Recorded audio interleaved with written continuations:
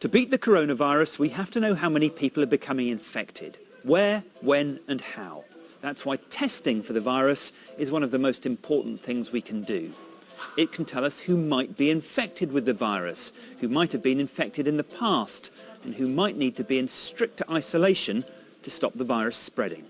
There are two types of test. The first type, usually a nasal swab, tests for the presence of the virus, to find out if you're infected right now, even if you're not displaying any symptoms and you're feeling perfectly well. If you are infected, you can be isolated and treated if necessary, and people you've been in contact with can be traced and tested as well.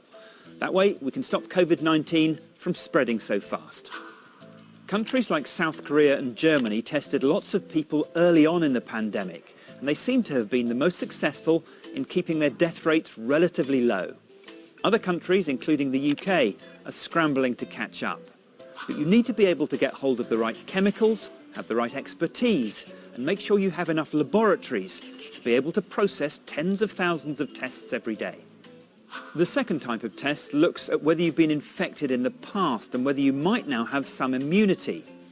It does this by searching for antibodies in the blood, which your immune system uses to fight off bacteria and viruses. Sadly, reliable antibody tests are not yet widely available. While they are being trialled in various places and there are some pretty ineffective products on the market, scientists are cautious. Not having a test is better than having a bad test that gives false results.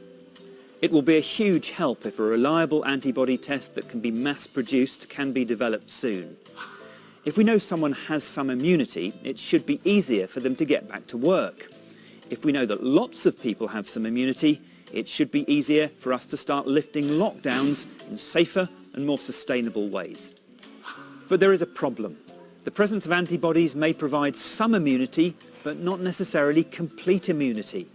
And it's still unclear how long any immunity might last. So testing can help us put other data, like the number of confirmed cases or the number of deaths, into context. But we are going to have to wait some time before a vaccine for COVID-19 provides immunity. Until scientists crack that, testing is key to help us deal with this pandemic.